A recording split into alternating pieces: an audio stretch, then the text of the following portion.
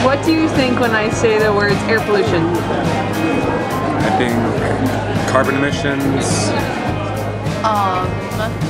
I don't know. Like cars, pollutants and chemicals put into the air. When I say air pollution in Provo, what do you think about? The smog. Well, I heard that my friend who's pregnant right now, the doctors actually advised her to go take a break for a little bit in Wisconsin because the air here is really bad apparently. I don't think it's that bad. One of the things that we know about the air pollution in Utah Valley is that it's cleaned up a lot. So when I first started doing this research, data in mid to late 1980s, when the steel mill was operating and when we didn't have as many controls on automobiles and space heating in homes, etc., the air pollution was way worse than it is now. In fact, during a bad inversion in the late 1980s, we had one day where the fine particle pollution was well over 300 micrograms per cubic meter. Now to put that into comparison with today, last winter I don't think we ever got above 30. Now that being said, we still have periods where the pollution is relatively high, and those are these inversion periods where the air pollution is trapped in the valley floors. And what you get is a buildup of the concentrations of pollution, and those still have health impacts. What would you guys think if I told you that Provo is actually ranked 6th in small particle air pollution in the United States? Gross. That's disgusting.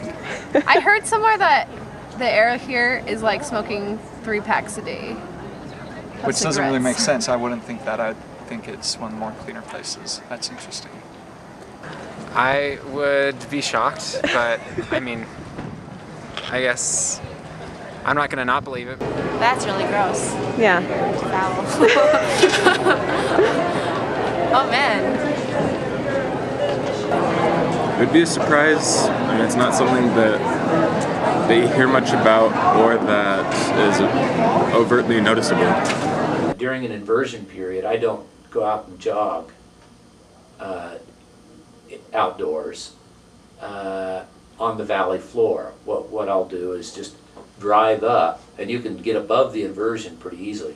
So I'll drive up to South Fork in the South Fork of Provo, or I live in Springville. If I'm down there, I'll drive up Hobble Creek Canyon a ways and get up above the serious air pollution.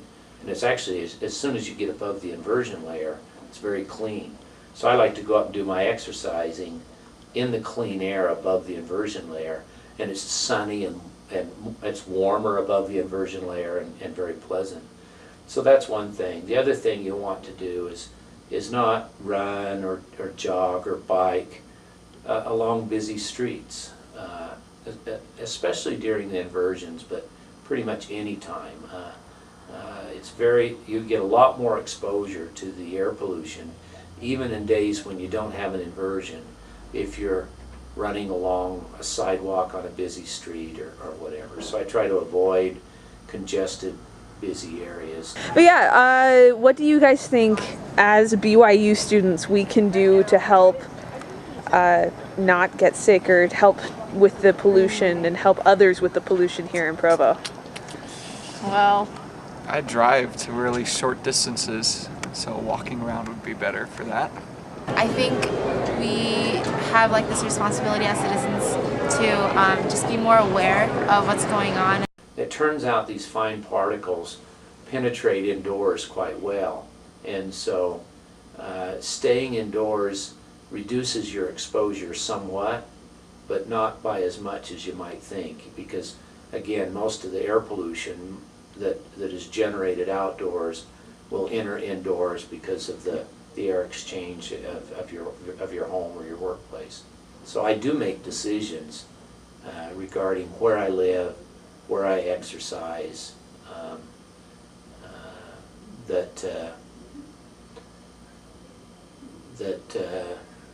try to reduce the exposure to air pollution of my family and myself.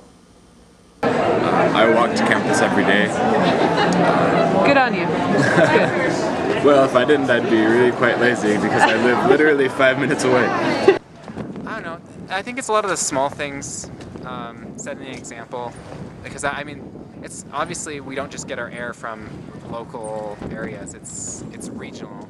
I'm somewhat optimistic that we can continue to improve our air quality. It turns out that one of the things that we have learned is that the cost, the health costs of exposure to air pollution is much higher than we ever anticipated. So the cost of being exposed to the air pollution is substantial and important. But the good news is that we found that the costs to reduce our exposure to air pollution aren't nearly as high as we expected they would be. That all being said, however, in Provo specifically, or in the Utah Valley area specifically, and in the United States more generally,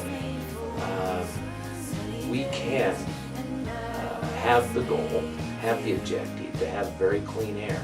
We can't have pristine, perfectly clean air. That won't happen.